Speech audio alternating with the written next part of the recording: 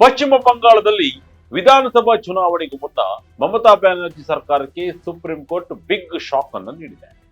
ಕೋರ್ಟ್ನಲ್ಲಿ ತಾವೇ ಖುದ್ದು ಹಾಜರಾಗಿ ವಾದ ಮಂಡಿಸಿ ದೇಶದ ಗಮನ ಸೆಳೆದಿದ್ದ ಪಶ್ಚಿಮ ಬಂಗಾಳದ ಸಿಎಂ ಮಮತಾ ಬ್ಯಾನರ್ಜಿಗೆ ಆಘಾತ ಎದುರಾಗಿದೆ. ಸೋಮವಾರ ಸುಪ್ರೀಂ ಕೋರ್ಟ್ ಪಶ್ಚಿಮ ಬಂಗಾಳ ಸರ್ಕಾರಕ್ಕೆ ಅಕ್ಷರಶಃ ಖಡಕ್ ವಾರ್ನಿಂಗ್ ಅನ್ನು ನೀಡಿದೆ. ಪಶ್ಚಿಮ ಬಂಗಾಳದಲ್ಲಿ ನಡೆಯುತ್ತಿರುವ ಮತದಾರರ ಪಟ್ಟಿಯ ವಿಶೇಷ ತೀವ್ರ ಪರಿಷ್ಕರಣೆ ಅಂದ್ರೆ ಎಸ್ಐಆರ್ ಪ್ರಕ್ರಿಯೆಗೆ ರಾಜ್ಯ ಸರ್ಕಾರ ಯಾವುದೇ ಕಾರಣಕ್ಕೂ ಅಡ್ಡಿಪಡಿಸುವಂತಿಲ್ಲ ಎಂದು ಸುಪ್ರೀಂ ಕೋರ್ಟ್ ಸ್ಟ್ರಾಂಗ್ ಮೆಸೇಜ್ ಅನ್ನು ಕೊಟ್ಟಿದೆ. ಅಷ್ಟೇ ಅಲ್ಲ, ಫೆಬ್ರವರಿ 14ರ ಡೆಡ್ಲೈನ್ ಅನ್ನು ಕೂಡ ಸುಪ್ರೀಂ ಕೋರ್ಟ್ ಒಂದು ವಾರ ವಿಸ್ತರಿಸಿದೆ. ಮುಖ್ಯ ನ್ಯಾಯಮೂರ್ತಿ ಸೂರ್ಯಕಾಂತ್ ನೇತೃತ್ವದ ಪೀಠ ಯಾವುದೇ ಆದೇಶ ಬೇಕಿದ್ದರೂ ನಾವು ನೀಡುತ್ತೇವೆ, ಸ್ಪಷ್ಟನೆ ಬೇಕಿದ್ದರೂ ಕೊಡುತ್ತೇವೆ, ಆದರೆ ಎಸ್ಐಆರ್ ಪ್ರಕ್ರಿಯೆಗೆ ಯಾವುದೇ ಅಡೆತಡೆ ಉಂಟು ಮಾಡಬಾರದು, ಇದನ್ನ ನಾವು ಸಹಿಸಲ್ಲ, ಇದು ಎಲ್ಲಾ ರಾಜ್ಯಗಳು ಅರ್ಥ ಮಾಡಿಕೊಳ್ಳಬೇಕು ಎಂದು ಖಡಕ್ ಆಗಿ ಹೇಳಿದೆ. ಈ ಮೂಲಕ ಮಮತಾ ಬ್ಯಾನರ್ಜಿ ನೇತೃತ್ವದ ಸರ್ಕಾರಕ್ಕೆ ಚಾಟಿಯನ್ನ ಬೀಸಿದೆ. ಹಾಗಾದ್ರೆ ಕೋರ್ಟ್ನಲ್ಲಿ ಆಗಿದ್ದೆ ಮಮತಾ ಬ್ಯಾನರ್ಜಿರವರ ವಾದವೇನಿತ್ತು? ಚುನಾವಣಾ ಆಯೋಗ ಕೋರ್ಟ್ ಮುಂದೆ ಇಟ್ಟ ಸ್ಫೋಟಕ ಮಾಹಿತಿಗಳೇ. 8,500 ಅಧಿಕಾರಿಗಳ ನೇಮಕದ ವಿಚಾರದಲ್ಲಿ ರಾತ್ರೋರಾತ್ರಿ ನಡೆದ ಹೈಡ್ರಾಮವೇನು ಅನ್ನೋದನ್ನ ವಿಡಿಯೋದಲ್ಲಿ ಡೀಟೇಲ್ ಆಗಿ ನೋಡೋಣ ಬನ್ನಿ.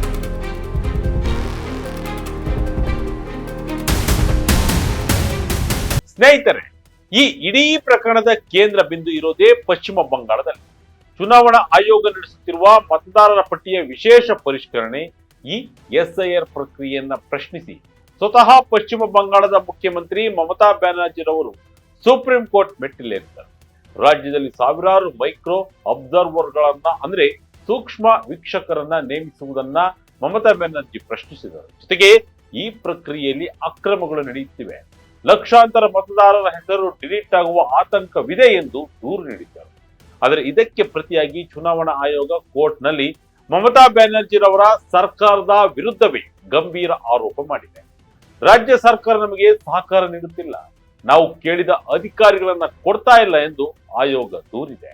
ಈ ಪ್ರಕರಣದ ವಿಚಾರಣೆ ನಡೆಸಿದ ಮುಖ್ಯ ನ್ಯಾಯಮೂರ್ತಿ ಸೂರ್ಯಕಾಂತ್, ನ್ಯಾಯಮೂರ್ತಿ ಜಯಮಲ್ಲಾ ಬಾಗ್ಚಿ ಮತ್ತು ನ್ಯಾಯಮೂರ್ತಿ ವಿಪುಲ್ ಎಂ ಪಂಚೋಲಿ ಅವರಿದ್ದ ಪೀಠ ರಾಜ್ಯ ಸರ್ಕಾರದ ನಡವಳಿಕೆ ಬಗ್ಗೆ ಅಸಮಾಧಾನ ವ್ಯಕ್ತಪಡಿಸಿದೆ. ವಿಚಾರಣೆ ವೇಳೆ ಸಿಜೆಐ ಸೂರ್ಯಕಾಂತ್ ರವರು ನೇರವಾಗಿ ಮಮತಾ ಸರ್ಕಾರವನ್ನ ಪ್ರಶ್ನಿಸಿದ್ದಾರೆ. ಈಗ ನೀವು 8,500 ಅಧಿಕಾರಿಗಳನ್ನ ನಿಯೋಜಿಸಿದ್ದೀರಿ, ಇದನ್ನೇ ಮೊದಲೇ ಮಾಡಿದ್ದರೆ ಸಮಸ್ಯೆ ಇರುತ್ತಿರಲ್ವಲ್ಲ ಎಂದು ಚಾಟಿ ಬೀಸಿದ್ದಾರೆ. ಅಷ್ಟೇ ಅಲ್ಲ, ಮೈಕ್ರೋ ಅಬ್ಸರ್ವರ್ಗಳ ಬದಲಿಗೆ ಗ್ರೂಪ್ ಬಿ ಅಧಿಕಾರಿಗಳನ್ನ ಕಳಿಸುವಲ್ಲಿ ರಾಜ್ಯ ಸರ್ಕಾರ ಯಾಕೆ ತಡ ಮಾಡಿತ್ತು ಎಂದು ಕೋರ್ಟ್ ಪ್ರಶ್ನಿಸಿದೆ. ಇನ್ನು ವಿಚಾರಣೆ ವೇಳೆ ಒಂದು ಇಂಟ್ರೆಸ್ಟಿಂಗ್ ವಿಚಾರ ಚರ್ಚೆಗೆ ಬಂದಿದೆ. ಅದೇನಂದ್ರೆ, ಅಧಿಕಾರಿಗಳನ್ನ ನಿಯೋಜಿಸುವ ಬಗ್ಗೆ ಫೆಬ್ರವರಿ 4ರಂದು ಸುಪ್ರೀಂ ಕೋರ್ಟ್ ಪಶ್ಚಿಮ ಬಂಗಾಳ ಸರ್ಕಾರಕ್ಕೆ ನಿರ್ದೇಶನ ನೀಡಿತ್ತು. ಆದರೆ ಪಶ್ಚಿಮ ಬಂಗಾಳ ಸರ್ಕಾರ ಅಧಿಕಾರಿಗಳ ಪಟ್ಟಿಯನ್ನ ಕಳುಹಿಸಿದ್ದು ಫೆಬ್ರವರಿ 7ರ ಮಧ್ಯರಾತ್ರಿ 12 ಗಂಟೆಗೆ. ಈ ಬಗ್ಗೆ ಸಿಜೆಐ ನೇರವಾಗಿ ಪಶ್ಚಿಮ ಬಂಗಾಳ ಸರ್ಕಾರವನ್ನ ಪ್ರಶ್ನಿಸಿದ್ರು. ನಾವು ಫೆಬ್ರವರಿ 4ರಂದೇ ನಿರ್ದೇಶನ ನೀಡಿದ್ದೆವು, ಆದರೆ ನೀವು ಫೆಬ್ರವರಿ 7ರ ರಾತ್ರಿ 12 ಗಂಟೆಗೆ ಮೇಲ್ ಮೂಲಕ ಹೆಸರುಗಳನ್ನ ಕಳುಹಿಸಿದ್ದೀರಿ, ಯಾಕೆ ಇಷ್ಟು ತಡವಾಯಿತು ಎಂದು ನ್ಯಾಯಾಲಯ ಮಮತಾ ಸರ್ಕಾರವನ್ನ ತರಾಟೆಗೆ ತೆಗೆದುಕೊಂಡಿತ್ತು.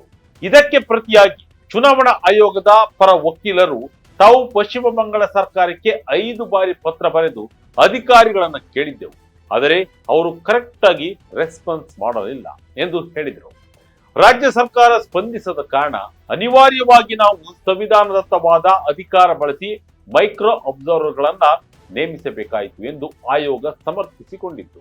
ಫೆಬ್ರವರಿ 4ರಂದು ಸ್ವತಃ ಮಮತಾ ಬ್ಯಾನರ್ಜಿರವರು ಕೋರ್ಟ್ಗೆ ಹಾಜರಾಗಿದ್ದಾಗ ಮೈಕ್ರೋ ಅಬ್ಸರ್ವರ್ಗಳ ನೇಮಕಕ್ಕೆ ಆಕ್ಷೇಪ ವ್ಯಕ್ತಪಡಿಸಿದ್ರು. ಆಗ ರಾಜ್ಯ ಸರ್ಕಾರ ಸಮರ್ಥ ಅಧಿಕಾರಿಗಳನ್ನು ಒದಗಿಸಲು ಸಿದ್ಧವಿದೆ ಎಂದು ಹೇಳಿದ್ದರು. ಅದರಂತೆ ಈಗ 8,505 ಅಧಿಕಾರಿಗಳ ಪಟ್ಟಿಯನ್ನ ತಡವಾಗಿ ಕಳುಹಿಸಲಾಗಿದೆ ಎಂದು ಕೋರ್ಟ್ ದಾಖಲಿಸಿಕೊಂಡಿದೆ. ಇನ್ನೊಂದು ಕಡೆ ಮಮತಾ ಬ್ಯಾನರ್ಜಿ ಪರ ವಾದ ಮಂಡಿಸಿದ ಹಿರಿಯ ವಕೀಲ ಶ್ಯಾಮ್ ದಿವಾನ್ ಮತದಾರರ ಪಟ್ಟಿಯಿಂದ ಹೆಸರುಗಳನ್ನ ಮಾಸ್ ಡಿಲೀಟ್ ಮಾಡಲಾಗುತ್ತಿದೆ ಎಂದು ಆತಂಕ ವ್ಯಕ್ತಪಡಿಸಿದರು. ಕರಡು ಮತದಾರರ ಪಟ್ಟಿಯಲ್ಲಿ 7.08 ಕೋಟಿ ಮತದಾರರಿದ್ದಾರೆ. ಇದರಲ್ಲಿ 1.36 ಕೋಟಿ ಮತದಾರರನ್ನ ಲಾಜಿಕಲ್ ಡಿಸ್ಕ್ರಿಪೆನ್ಸಿ ಅಂದ್ರೆ ತಾರ್ಕಿಕ ವ್ಯತ್ಯಾಸಗಳ ವರ್ಗದಲ್ಲಿ ಇರಿಸಲಾಗಿದೆ ಎಂದು ಅವರು ಕೋರ್ಟ್ ಗಮನಕ್ಕೆ ತಂದರು. ಇಲ್ಲಿ ಒಂದು ಇಂಟ್ರೆಸ್ಟಿಂಗ್ ಉದಾಹರಣೆಯನ್ನ ಅವರು ನೀಡಿದರು. ಬಂಗಾಳದಲ್ಲಿ ದತ್ತ ಮತ್ತು ದತ್ತ ಅಥವಾ ರಾಯ್ ಮತ್ತು ರೇ ಎಂದು ಬರೆಯುವಾಗ ಸಣ್ಣ ಪುಟ್ಟ ವ್ಯತ್ಯಾಸಗಳಿರುತ್ತವೆ. ಇಂತಹ ಸಣ್ಣ ಕಾರಣಗಳಿಂದಾಗಿ ಮತದಾರರ ಹೆಸರನ್ನ ಪಟ್ಟಿಯಿಂದ ಕೈ ಬಿಡಬಾರದು ಎಂದು ಅವರು ವಾದಿಸಿದರು. ಫೆಬ್ರವರಿ 14ರಂದೇ ಅಂತಿಮ ಪಟ್ಟಿ ಪ್ರಕಟಿಸಿ ಚುನಾವಣೆ ಘೋಷಿಸಿದರೆ ಎಲ್ಲವೂ ಮುಗಿದು ಹೋಗುತ್ತದೆ. ನಾವು ಸಾಮೂಹಿಕವಾಗಿ ಮತದಾರರ ಹೆಸರು ಡಿಲೀಟ್ ಆಗುವುದನ್ನ ಬಯಸುವುದಿಲ್ಲ ಎಂದು ಶ್ಯಾಮ್ ದಿವಾನ್ ವಾದಿಸಿದರು. ಇದಕ್ಕೆ ಪ್ರತಿಕ್ರಿಯಿಸಿದ ಸಿಜೆಐ ಮೈಕ್ರೋ ಅಬ್ಸರ್ವರ್ಗಳು ಕೇವಲ ಬೆಂಬಲಕ್ಕೆ ಮಾತ್ರ ಇರ್ತಾರೆ. ಅಂತಿಮ ನಿರ್ಧಾರವನ್ನ ಎಲೆಕ್ಟೋರಲ್ ರಿಜಿಸ್ಟ್ರೇಷನ್ ಆಫೀಸರ್ಸ್ ಅವರೇ ತೆಗೆದುಕೊಳ್ತಾರೆ. ಪರಿಶೀಲನೆ ನಂತರ ಎಷ್ಟು ನೋಟಿಸ್ಗಳನ್ನ ಕೈಬಿಡಲಾಗುತ್ತದೆ ಎಂಬುದನ್ನ ನಾವು ನೋಡುತ್ತೇವೆ. ಒಂದು ವೇಳೆ 80% ಪ್ರಕರಣಗಳು ಬಗೆಹರಿದಿದೆ, ನಿಮ್ಮ ವಾದಕ್ಕೆ ಅರ್ಥವಿರುವುದಿಲ್ಲ ಎಂದರು. ಪಶ್ಚಿಮ ಬಂಗಾಳ ಸರ್ಕಾರದ ಪರವಾಗಿ ವಾದ ಮಂಡಿಸಿದ ಹಿರಿಯ ವಕೀಲ ಅಭಿಷೇಕ್ ಮನು ಸಿಂಘ್ವಿ ಚುನಾವಣಾ ಆಯೋಗದ ವಾದವನ್ನ ತಳ್ಳಿಹಾಕಿದರು. ಆಯೋಗವು ಗ್ರೂಪ್ ಬಿ ಅಧಿಕಾರಿಗಳನ್ನ ಕೇಳಿಯೇ ಇರಲಿಲ್ಲ ಎಂದು ಅವರು ಹೇಳಿದರು. ಅಲ್ಲದೆ ಹೊರ ರಾಜ್ಯಗಳಿಂದ ಮೈಕ್ರೋ ಅಬ್ಸರ್ವರ್ಗಳನ್ನ ಕರೆತರುವುದಕ್ಕೆ ಅವರು ವಿರೋಧ ವ್ಯಕ್ತಪಡಿಸಿದರು. ಹೊರಗಿನಿಂದ ಬರುವವರಿಗೆ ಸ್ಥಳೀಯ ಸಂಸ್ಕೃತಿ ಮತ್ತು ಪರಿಚಯ ಇರುವುದಿಲ್ಲ, ಹೀಗಾಗಿ ಸಮಸ್ಯೆ ಆಗುತ್ತದೆ ಎಂದು ಸಿಂಘ್ವಿ ವಾದಿಸಿದರು. ರಾಜ್ಯ ಸರ್ಕಾರ ಈಗಾಗಲೇ 80,000ಕ್ಕೂ ಹೆಚ್ಚು ಬೂತ್ ಮಟ್ಟದ ಅಧಿಕಾರಿಗಳನ್ನ ಅಂದ್ರೆ ಬಿಎಲ್ಒಗಳನ್ನ ಮತ್ತು ಸಾವಿರಾರು ಗ್ರೂಪ್ ಬಿ ಅಧಿಕಾರಿಗಳನ್ನ ಈ ಕೆಲಸಕ್ಕೆ ನೀಡಿದೆ ಎಂದು ಅವರು ತಿಳಿಸಿದರು. ಆದರೆ ಚುನಾವಣಾ ಆಯೋಗದ ಪರ ವಕೀಲ ಡಿಎಸ್ ನಾಯ್ಡುರವರು ಎಲೆಕ್ಟೋರಲ್ ರಿಜಿಸ್ಟ್ರೇಷನ್ ಆಫೀಸರ್ಗಳು ಅರೆ ನ್ಯಾಯಾಂಗವಾಗಿ ಕೆಲಸ ಮಾಡುತ್ತಾರೆ, ಹೀಗಾಗಿ ಅವರಿಗೆ ತೀರ್ಪು ನೀಡುವ ಅನುಭವ ಇರಬೇಕು. ಆದರೆ ರಾಜ್ಯ ಸರ್ಕಾರ ಇಂಜಿನಿಯರ್ಗಳಂತಹ ಅಧಿಕಾರಿಗಳನ್ನು ನೇಮಿಸಿದೆ, ಇವರಿಗೆ ಈ ಕೆಲಸದ ಅನುಭವ ಇರುವುದಿಲ್ಲ ಎಂದು ಆಕ್ಷೇಪ ವ್ಯಕ್ತಪಡಿಸಿದರು. ಆಯೋಗದ 300 ಗ್ರೂಪ್ ಬಿ ಅಧಿಕಾರಿಗಳನ್ನ ಕೇಳಿದರೆ ಕೇವಲ 64 ಅನುಭವಿ ಅಧಿಕಾರಿಗಳನ್ನ ಮಾತ್ರ ನೀಡಲಾಗಿದೆ ಎಂದು ಆಯೋಗ ಆರೋಪಿಸಿದೆ. ಇನ್ನು ಈ ಪ್ರಕರಣದಲ್ಲಿ ಸುಪ್ರೀಂ ಕೋರ್ಟ್ ಮತ್ತೊಂದು ಮಹತ್ವದ ಆದೇಶ ನೀಡಿದೆ. ಪಶ್ಚಿಮ ಬಂಗಾಳದ ಪೊಲೀಸ್ ಮಹಾನಿರ್ದೇಶಕರಿಗೆ ವೈಯಕ್ತಿಕ ಅಫಿಡವಿಟ್ ಸಲ್ಲಿಸುವಂತೆ ಕೋರ್ಟ್ ಸೂಚಿಸಿದೆ. ಚುನಾವಣಾ ಕೆಲಸದಲ್ಲಿ ತೊಡಗಿರುವ ಅಧಿಕಾರಿಗಳಿಗೆ ಬೆದರಿಕೆ ಹಾಕಲಾಗುತ್ತಿದೆ ಮತ್ತು ಹಿಂಸಾಚಾರದ ಘಟನೆಗಳು ನಡೆಯುತ್ತಿವೆ ಎಂದು ಚುನಾವಣಾ ಆಯೋಗ ಅಫಿಡವಿಟ್ ಸಲ್ಲಿಸಿತ್ತು. ಇದನ್ನ ಗಂಭೀರವಾಗಿ ಪರಿಗಣಿಸಿದ ಸುಪ್ರೀಂ ಕೋರ್ಟ್ ಈ ಬಗ್ಗೆ ವಿವರಣೆ ನೀಡುವಂತೆ ಡಿಜಿಪಿಗೆ ಶೋಕಸ್ ನೋಟಿಸ್ ನೀಡಿದೆ. ಇದು ಮಮತಾ ಬ್ಯಾನರ್ಜಿರವರ ಸರ್ಕಾರಕ್ಕೆ ಮುಜುಗರ ತಂದೊಡ್ಡುವ ಸಂಗತಿಯಾಗಿದೆ. ಫೈನಲಿ ಸುಪ್ರೀಂ ಕೋರ್ಟ್ ಎಸ್ಐಆರ್ ಪ್ರಕ್ರಿಯೆಯ ಡೆಡ್ಲೈನ್ ಅನ್ನ 1 ವಾರ ವಿಸ್ತರಿಸಿದೆ.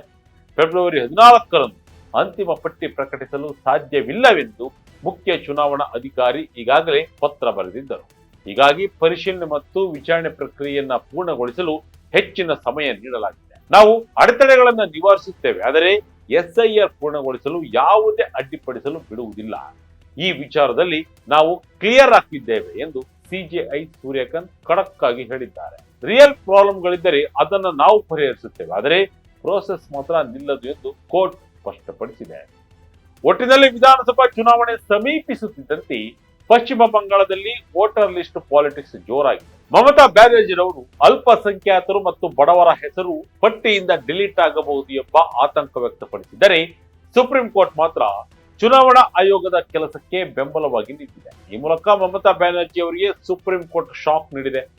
ಏನೇ ಆಗಲಿ, ರಾಜ್ಯ ಸರ್ಕಾರ ಮತ್ತು ಕೇಂದ್ರ ಆಯೋಗದ ನಡುವಿನ ಈ ಸಂಘರ್ಷದಲ್ಲಿ ಅಂತಿಮವಾಗಿ ಮತದಾರರ ಹಕ್ಕು ರಕ್ಷಣೆ ಆಗುತ್ತಾ ಅಥವಾ ರಾಜಕೀಯ ಮೇಲಾಟದಲ್ಲಿ ಅಮಾಯಕ ಹೆಸರು ಪಟ್ಟಿಯಿಂದ ಮಾಯವಾಗುತ್ತಾ ಕಾದು ನೋಡಬೇಕಿದೆ. ಇದಾಗಿತ್ತು ಈ ಕ್ಷಣದ ಇಂಟ್ರೆಸ್ಟಿಂಗ್ ಸ್ಟೋರಿ. ಇದೇ ರೀತಿ ಸ್ಟೋರಿಗಾಗಿ Vijaya Karnataka website, YouTube page, Facebook page follow ಮಾಡ್ತಾ ಇರಿ. ಧನ್ಯವಾದ.